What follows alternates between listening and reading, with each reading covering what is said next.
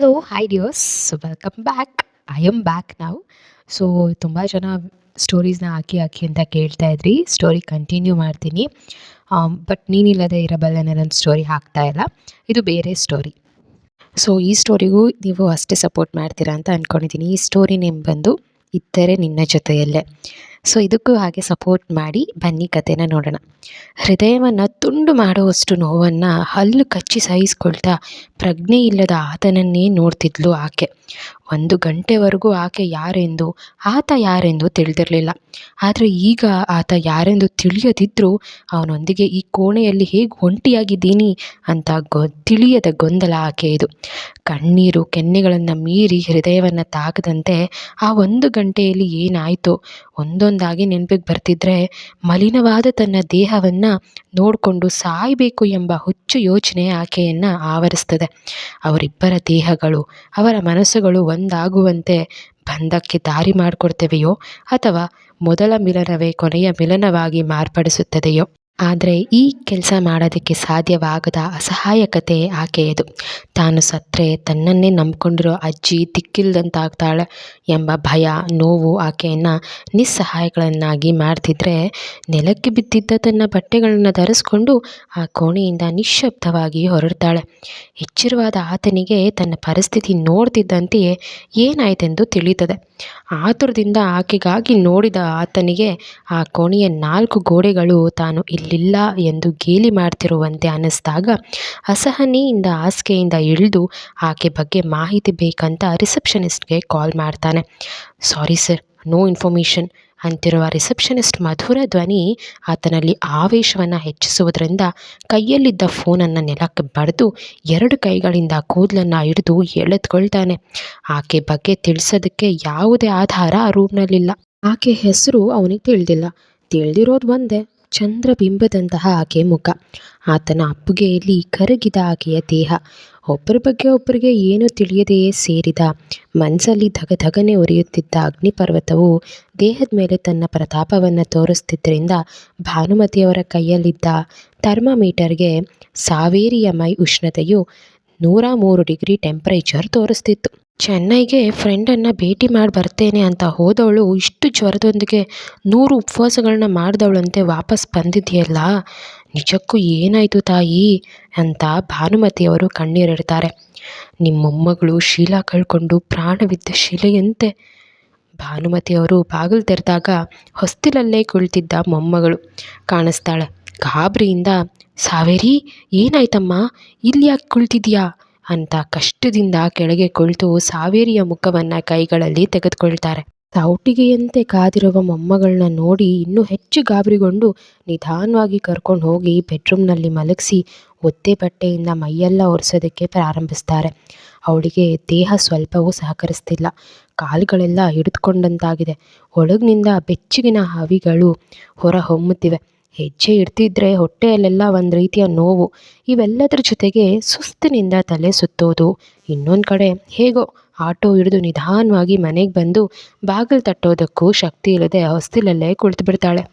ಅದೇ ಸಮಯಕ್ಕೆ ಮೊಮ್ಮಗಳು ಕತ್ತಲಾಗಿಯೂ ಇನ್ನೂ ಮನೆಗೆ ಬಂದಿಲ್ವಲ್ಲ ಅಂತ ಬೆಚ್ಚಗಿನ ಸಾವೇರಿಯ ಕಣ್ಣೀರು ಭಾನುಮತಿಯವರ ಮಡಿಲನ್ನು ಒದ್ದೆ ಮಾಡಿರೋದರೊಂದಿಗೆ, ಹೇಗೆ ಕಳ್ತಿದೆಯೇ ಹುಚ್ಚು ಮುದ್ದೆ, ಇಷ್ಟು ಚಿಕ್ಕ ವಿಷಯಕ್ಕೆ ಯಾರಾದರೂ ಅಳ್ತಾರಿಯೇ?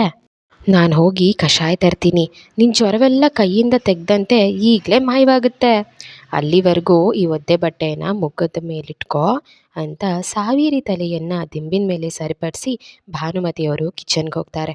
ತನ್ನನ್ನು ತಾನು ನೋಡ್ಕೊಳ್ಳೋದಕ್ಕೂ ಅಸಹ್ಯವೆನಿಸ್ತಿರಲು ಡ್ರೆಸ್ ತೆಗೆದುಕೊಂಡು ಬಾತ್ರೂಮ್ಗೆ ಹೋಗ್ತಾಳೆ. ಬಂದಿದೆ ಅಜ್ಜಿ, ಈ ವಿಷಯ ನಿನಗೆ ತಿಳಿದ್ರೆ ನೀನು ತಡ್ಕೊಳ್ಳಾರೆ. ನನ್ನನ್ನೇ ನಾನಿದನ್ನು ಮರೆಮಾಚಿ ಈ ನರಕವನ್ನು ಸಹಿಸ್ಕೊಳ್ಬೇಕು ಅಂದ್ಕೊಳ್ತಾ ಭಾನುಮತಿಯವರ ಮಡ್ಲಲ್ಲಿ ತಲೆ ಇಟ್ಟು ಮಲಗ್ತಾಳೆ. ಸಾವೇರಿ ಫ್ರೆಂಡನ್ನು ಭೇಟಿ ಮಾಡಿ ಬರ್ತಿರುವಾಗ ಒಂದು ಹುಚ್ಚುನಾಯಿ ಕಚ್ಚೋದಕ್ಕೆ ಬೆನ್ನಡ್ತು ಅಜ್ಜಿ. ಭಯದಿಂದ ತುಂಬ ದೂರ ಓಡಿದೆ, ಅದಕ್ಕೆ ಜ್ವರ ಬಂದಿದೆ. ಒಂದೊಂದು ಅಕ್ಷರವನ್ನು ಕೂಡು ಹಾಕಿ ಹೇಳ್ತಾಳೆ. ಅಯ್ಯೋ, ಎಲ್ಲಾದರೂ ಕಚ್ಚಿದೆಯಾ ಕೆಟ್ಟ ನಾಯಿ ಅಂತ ಟೆನ್ಷನಿಂದ ಕೇಳ್ತಾರೆ. ಇಲ್ಲ, ಸಾವೇರಿ ಬಟ್ಟೆಗಳನ್ನ ಬಿಚ್ಚಿ ತಣ್ಣಗೆ ಬೀಳ್ತಿರೋ ಶವರ್ ಅಡಿಯಲ್ಲಿ ನಿಲ್ತಾಳೆ. ತಲೆ ಮೇಲಿಂದ ಧಾರೆಯಾಗಿ ಸುರಿಯುತ್ತಿರುವ ನೀರಿನ ಜೊತೆ ಸಾವೇರಿಯ ಕಣ್ಣೀರಿನ ಧಾರೆಯೂ ಸೇರಿ ಅವಳಲ್ಲಿನ ನೋವನ್ನು ಇನ್ನೂ ಹೆಚ್ಚಿಸ್ತಿರ್ತದೆ. ಅವನ ಕೃತ್ಯಗಳಿಂದ ನಲುಗಿದ ತನ್ನ ದೇಹದ ಮೇಲೆ ಕಾಣಿಸುತ್ತಿರುವ ಕೆಂಪು ಹಲ್ಲಿನ ಗುರುತುಗಳನ್ನು ಮತ್ತು ಉಗುರಿನ ಗೀರುಗಳನ್ನು ನೋಡ್ತಿದ್ದಂತೆ ಏನಾಯ್ತೋ ಅದು ಮತ್ತೆ ಕಣ್ಣು ಮುಂದೆ ಸುಳಿದು ಸಾವೇರಿಯ ಮೈಯೆಲ್ಲ ನಡುಗ್ತದೆ. ಶಕ್ತಿ ಕಳೆದು ಹೋಗುವವರೆಗೂ ಶಬ್ದ ಹೊರಬರದಂತೆ ಅತ್ತು ಒಂದು ನಿರ್ಧಾರಕ್ಕೆ ಬರ್ತಾ ಸ್ನಾನ ಮಾಡಿ ಮೈಯೆಲ್ಲ ಪಕ್ಕಕ್ಕಿಟ್ಟು ಸುಸ್ತಾದ ದೇಹದೊಂದಿಗೆ ನಿಯಂತ್ರಣವಿಲ್ಲದ ಮನಸ್ಸಿನಿಂದ ನಿದ್ರೆಗೆ ಜಾರಿ ಬಿಡ್ತಾಳೆ ಸಾವೇರಿ. ಸಾವೇರಿ ಹೊರಟೋದ ನಂತರ ರೂಮ್ನಲ್ಲಿ ಒಬ್ಬಂಟಿಯಾಗಿ ಉಳಿದ ಆತನಿಗೆ ತನ್ನ ಪ್ರಾಣವೇ ತನ್ನನ್ನು ತೊರೆದು ಹೋಗಿದೆಯೇನೋ ಎಂಬಂತೆ ಮನಸ್ಸು ಸಂಪೂರ್ಣ ಶೂನ್ಯವಾಗಿ ಇಡೀ ಲೋಕವನ್ನೇ ಕತ್ತಲು ಮಾಡ್ತದೆ. ಇನ್ನು ತನ್ನ ಮೈಯೆಲ್ಲ ಸುತ್ತಕೊಂಡಿರೋ ಆಕೆಯ ಪರಿಮಳವು ಅವನಿಗೆ ಆಕೆಯ ಸ್ಪರ್ಶವನ್ನು ನೆನಪಿಸ್ತಿದ್ರೆ ಸಾವೇರಿ ಅಸಹನೆಯಿಂದ ತಲೆ ಮುಚ್ಚುವ ಹಾಗೆ ಡ್ರೆಸ್ ಮಾಡಿಕೊಂಡು ಕೂದಲಿಗೆ ಟವೆಲ್ ಸುತ್ತಕೊಂಡು ಹೊರಗೆ ಬರ್ತಾಳೆ. ಮೈಯಲ್ಲಿ ಇಷ್ಟೊಂದು ಉಷ್ಣವಿಟ್ಕೊಂಡು ಬುದ್ಧಿ ಇಲ್ಲದೆ ತಲೆ ಸ್ನಾನ ಮಾಡ್ತೀಯಾ ಅಂತ ಬೈತಲೇ ತಮ್ಮ ಕೈಯಲ್ಲಿದ್ದ ಕಷಾಯವನ್ನು ಸಾವೇರಿಯ ಕೈಗೆ ಕೊಟ್ಟು ಕೂದಲೆಲ್ಲ ತೇವವಿಲ್ಲದಂತೆ ಒರೆಸಿ ಸಾಂಬ್ರಾಣಿ ಮತ್ತು ಅರಿಶಿನ ಬೆರೆಸಿ ಧೂಪ ಹಾಕ್ತಾರೆ ಭಾನುಮತಿಯವರು. ಅಜ್ಜಿಯ ಬೈಗುಳಕ್ಕೆ ಕಳೆಗುಂದದ ನಗೆ ಬೀರುತ್ತಾ ಖಾಲಿ ಗ್ಲಾಸನ್ನು ಬಿಸಾಡಿ ರೂಮಿನ ಒಂದು ಮೂಲೆಯಲ್ಲಿ ಬಿದ್ದಿದ್ದ ಶರ್ಟ್ ಹಾಕ್ಕೊಂಡು ರಿಸೆಪ್ಷನ್ ಕಡೆಗೆ ನಡೀತಾನೆ. ಆತನನ್ನು ನೋಡ್ತಿದ್ದಂತೆ ಮ್ಯಾನೇಜರ್ ಸೇರಿದಂತೆ ಎಲ್ಲರೂ ನಿಶ್ಚಲರಾಗಿ ವಿನಯದಿಂದ ಎದ್ದು ನಿಲ್ಲುವ ಭಂಗಿಗೆ ಬರ್ತಾರೆ. ಅವು ಯಾವುದನ್ನು ಗಮನಿಸಿದ ಸ್ಥಿತಿಯಲ್ಲಿದ್ದ ಆತ ಮ್ಯಾನೇಜರನ್ನು ನೋಡ್ತಾ, ಇವತ್ತು ಸಂಜೆ 7 ಗಂಟೆಗೆ ನಂತರದಲ್ಲಿ ಇಲ್ಲಿವರೆಗೆ ಇರುವ ಹೋಟೆಲ್ನ ಸಂಪೂರ್ಣ CCTV ಫುಟೇಜ್ ನನಗೆ ಬೇಕು, ಎಲ್ಲನೂ ನನ್ನ ವೈಯಕ್ತಿಕ ನಂಬರ್ಗೆ ಕಳಿಸಿ ಅಂತಾನೆ. ಮೆಟ್ಟಿಲು ಇಳಿಯೋ ಅಷ್ಟರಲ್ಲಿ ಪೋರ್ಟಿಕೋದಲ್ಲಿ ನಿಂತಿದ್ದ ಕಾರ್ನಲ್ಲಿ ಕುತ್ಕೊಂಡು ಸಾವೇರಿ ಬಗ್ಗೆ ಯೋಚನೆಯಲ್ಲಿ ಮುಳುಗಿ ಹೋಗ್ತಾನೆ. ಹೆಸರು ಕೂಡ ಗೊತ್ತಿಲ್ಲದ ಆಕೆ ಬಗ್ಗೆ ಕೇವಲ ಒಂದು ರೂಪ ನೋಡಿ ಹುಡುಕೋದಕ್ಕೆ ನಿರ್ಧರಿಸಿ ಎಲ್ಲಿಂದ ಸಾವರಿಗಾಗಿ ಪ್ರಯತ್ನಿಸಬೇಕು ಅಂತ ಯೋಚಿಸುವಷ್ಟರಲ್ಲಿ ಕಾರ್ ಅವನ ಬಂಗ್ಲೆ ಮುಂದೆ ಬಂದು ನಿಲ್ತದೆ. ಡ್ರೈವರ್ ವಿನಯದಿಂದ ಡೋರ್ ತೆರೆದ್ರೆ ಅವನು ಅಸಹನೆಯಿಂದ ನಡೆಯುತ್ತಾ ಮನೆ ಒಳಗಡೆ ಹೋಗ್ತಾನೆ ಅಂತ ಹೇಳ್ತಾನೆ. ಶೂರ್ ಸರ್, ಸ್ವಲ್ಪ ಹೊತ್ತಿನಲ್ಲೇ ಫುಟೇಜ್ ಎಲ್ಲ ನಿಮ್ಮ ನಂಬರ್ಗೆ ಕಳಿಸ್ತೀನಿ, 1-2 ನಿಮಿಷ ಇಲ್ಲಿ ಕುತ್ಕೊಳ್ಳಿ ಸರ್. ಡ್ರೈವರ್ ಕಾರ್ ತರೋದಕ್ಕೆ ಹೋಗಿದ್ದಾನೆ. ಗೌರವದಿಂದ ಹೇಳ್ತಾನೆ ಮ್ಯಾನೇಜರ್. ನೋ ನೀಡ್, ನಾನು ಹೋಗ್ತಿದ್ದೀನಿ, ಬೇಗ ಕಳಿಸಿ ಅಂತ ಇನ್ನೊಂದು ಬಾರಿ ಹೇಳಿ ರಿಸೆಪ್ಷನ್ ಏರಿಯಾದಿಂದ ಹೊರಗೆ ಬರ್ತಾನೆ. ಅವನು ಹಾಯ್ ಭಾವ ಬಂದನಾ ಅವನಿಗೆ ಎದುರಾಗಿ ಬರ್ತಾ ಖುಷಿಯಿಂದ ಕೇಳ್ತಾಳೆ ಆಮ್ರಪಾಲಿ. ಭಾವ ಅಂತ ಕರೆದಿದ್ದನ್ನು ಕೇಳಿ ಸಿಟ್ಟಾಗಿ ಕಾಲ್ ಮಿ ರಣಧೀರ್ ಅಂತ ಆ್ಯಟಿಟ್ಯೂಡ್ನಿಂದ ಹೇಳ್ತಾನೆ. ನಿಮ್ಮ ಹೆಸರು ರಣಧೀರ್ ಸೂರ್ಯದೇವ್ ವರ್ಮಾ ಅಂತ ನನಗೂ ಗೊತ್ತು, ಆದರೆ ನಿಮ್ಮನ್ನು ಭಾವ ಅಂತ ಕರೆಯೋದೇ ನನಗಿಷ್ಟ ಅಂತ 1 ಅಡಿ ದೂರದಿಂದ ನಖರ ಮಾಡ್ತಾಳೆ ಆಮ್ರಪಾಲಿ. ಕೋಪದಿಂದ ಅವಳ ಕಡೆಗೆ ಒಂದು ನೋಟ ಬೀರಿ ವೇಗವಾಗಿ ಮೆಟ್ಟಿಲುಗಳ ಮೂಲಕ ತನ್ನ ರೂಮ್ಗೆ ಹೋಗ್ತಾನೆ ರಣಧೀರ್. ನೀವು ಎಷ್ಟೇ ಕೋಪದಿಂದ ನೋಡಿದ್ರೂ ನಾನು ಇಷ್ಟೇ ಭಾವ ಅಂತ ನಗ್ತಾ ಆಮ್ರಪಾಲಿ ಕೂಡ ತನ್ನ ರೂಮ್ಗೆ ಹೋಗ್ತಾಳೆ. ಹಾಯ್ ರಾಣ ಬಂದ್ಯಾ ಅಂತ ರಣಧೀರ್ನ ಹಿಂದೆನೇ ಅವನ ಬೆಡ್ರೂಮ್ಗೆ ಬರ್ತಾನೆ ಆಮ್ರಪಾಲಿ ಅಣ್ಣ ಅಭಿರಾಮ್. ಮೊಬೈಲ್ ನೋಟಿಫಿಕೇಷನ್ ಸೌಂಡ್ಗೆ ಮೊಬೈಲ್ ತೆರೆದು ಅಲ್ಲಿವರೆಗೆ ಅಡಗಿಸಿಟ್ಟಿದ್ದ ಕೋಪನ ಇನ್ನೂ ತಡೆಯಲಾರದೆ ಅಭಿರಾಮ್ನ ಕಾಲರ್ ಹಿಡಿದು ಆವೇಶದಿಂದ ಕೆಂಪಾದ ಮುಖದೊಂದಿಗೆ, how could you do this? ಒಂದು ಹುಡುಗಿ ಜೀವನ ಅಲ್ವಾ, ನಮ್ಮಿಂದ ನಾಶವಾಯಿತು, ಸ್ವಲ್ಪ ಕೂಡ ನಿನಗೆ ಪಾಪ ಅನ್ನಿಸ್ಲಿಲ್ವಾ? ಅವಳ ಮುಖ ನೋಡಿದ್ರೆ ನಿನ್ನ ತಂಗಿ ನೆನಪಾಗ್ಲಿಲ್ವಾ? ಯು ಬ್ಲಡಿ ರೋಗ್ ಅಂತ ಇಷ್ಟ ಬಂದಂತೆ ಹೊಡಿತಾನೆ. ಇಲ್ಲ, ಮಾಡಿದ್ದು ನಿನ್ನ ಜೊತೆ ಮದುವೆ ಮಾಡಿಸ್ದೆ, ನಿನ್ನ ಜೀವನದಲ್ಲಿ ಅವಳೇ ಹೆಂಡತಿಯಾಗಿರಬೇಕು ಅಂತ ಸರಿ ಇಲ್ಲದಿದ್ದರೂ ಮಾಡಿದೆ.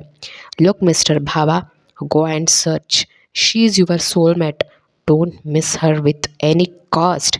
ನೀನು ಎಷ್ಟು ಬೈದ್ರು ಹೊಡೆದ್ರು ಈ ವಿಷಯದಲ್ಲಿ ನಾನು ಮಾಡಿದ್ದೆ ಕರೆಕ್ಟ್. ಸ್ಮೈಲಿ ಫೇಸ್ನೊಂದಿಗೆ ಹೇಳ್ತಾನೆ ಅಭಿರಾಮ್. ರಣಧೀರ್ ಎಷ್ಟು ಹೊಡೆದ್ರೂ ಎದುರು ತಿರುಗದೆ ತಾಳ್ಮೆಯಿಂದ ಎಲ್ಲ ಪೆಟ್ಗಳನ್ನ ತಿಂದು ಅವನು ಬಿಟ್ಟ ನಂತರ ನಜ್ಜುಗುಜ್ಜಾಗಿದ್ದ ಶರ್ಟನ್ನು ಸರಿಪಡಿಸ್ತಾ, ನಾನು ಆ ಹುಡುಗಿ ಲೈಫ್ ನಾಶ ಮಾಡಿದೆ, ಗೋ ಟು ಹೆಲ್ ಅಭಿ. ಅಭಿರಾಮ್ನನ್ನು ರೂಮಿನ ಹೊರಗಡೆ ತಳ್ಳಿ ಡೋರ್ ಲಾಕ್ ಮಾಡಿಕೊಂಡು ಬೆಡ್ ಮೇಲೆ ಹೊರಗ್ತಾನೆ ರಣಧೀರ್. ಹೋಟೆಲ್ ಮ್ಯಾನೇಜರ್ ಕಳಿಸಿದ ವಿಡಿಯೋ ಕಾಣಿಸುತ್ತೆ. ಸಾವೇರಿ ಬಗ್ಗೆ ಏನಾದರೂ ಇನ್ಫಾರ್ಮೇಷನ್ ಸಿಗ್ಬೋದೇನೋ ಅಂತ ಆತರದಿಂದ ವಿಡಿಯೋ ಪ್ಲೇ ಮಾಡ್ತಾನೆ. ಸ್ಕ್ರೀನ್ ಮೇಲೆ ಮುದ್ದಾಗಿ ಕಾಣಿಸ್ತಿರೋ ಸಾವೇರಿ ಮುಖವನ್ನು ನೋಡಿದ ತಕ್ಷಣ ರಣಧೀರ್ ತುಟಗಳ ಮೇಲೆ ಸಣ್ಣ ನಗು ಸುಂದರವಾಗಿ ಮೂಡ್ತದೆ. ಈ ರಣಧೀರ್ ಯಾರು, ಸಾವೇರಿ ಯಾರು, ಅಭಿರಾಮ್ ಯಾಕೆ ಸಾವೇರಿನ ರಣಧೀರ್ ಹತ್ರ ಬಿಟ್ಟ, ಇದನ್ನೆಲ್ಲ ನಾವು ನೆಕ್ಸ್ಟ್ ಎಪಿಸೋಡಲ್ಲಿ ತಿಳ್ಕೊಳ್ಳೋಣ. ಕತೆ ಹೇಗಿದೆ ಅನ್ನೋದನ್ನು ಕಮೆಂಟ್ ಮಾಡಿ.